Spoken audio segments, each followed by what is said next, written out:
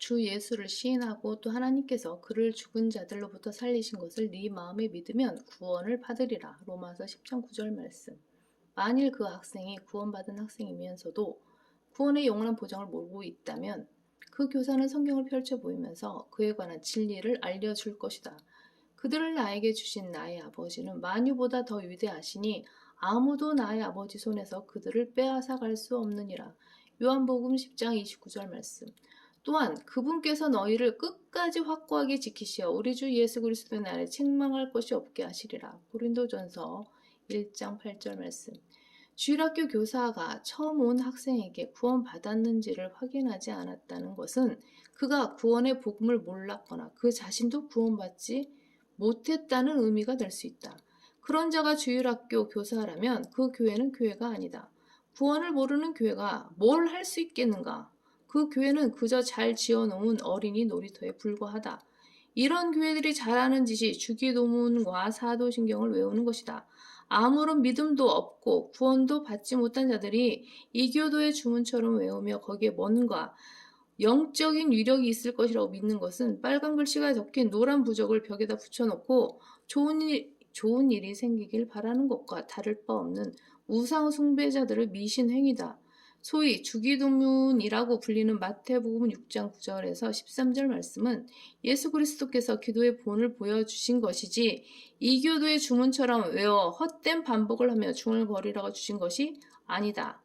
마태복음 6장 7절 말씀. 하물며 로마 카톨릭이 조작한 사도신경이야 더 말해 뭐 하겠는가? 필자가 초등학교 6학년 때 어머니를 따라갔던 교회는 순복음교회였다. 예배 순서에 통성 기도하는 순서가 있었는데 목사가 이제 주여 삼창 하신 후 통성으로 기도하게 하시겠습니다 하면 모든 교인은 주여 주여 주여 이렇게 3번 주여를 외친 후 알아듣지 못하는 이상한 말로 고래고래 소리를 질러댔다. 그것이 바로 방언 기도라는 거다. 성경의 방언은 외국어이지.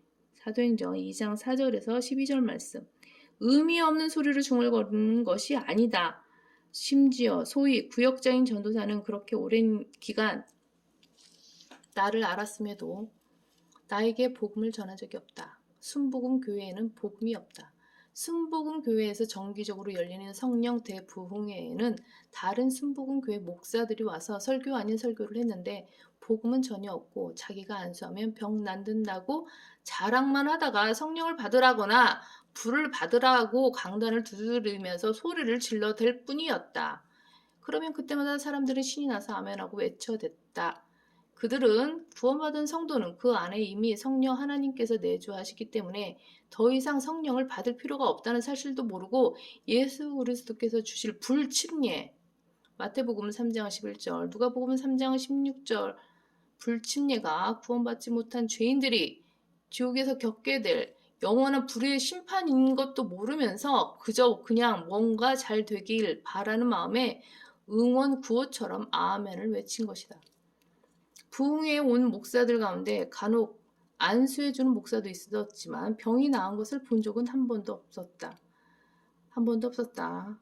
필자가 중고등학교 시절에 다녔던 교회는 감리교회였다.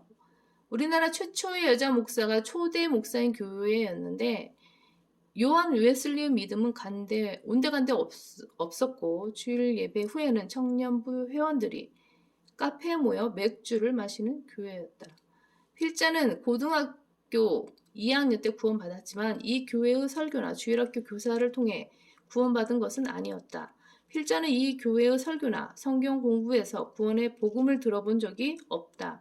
전 세계가 나의 교구다라고 외쳤던 웨슬가 이 사실을 알면 피눈물을 흘릴 것이다.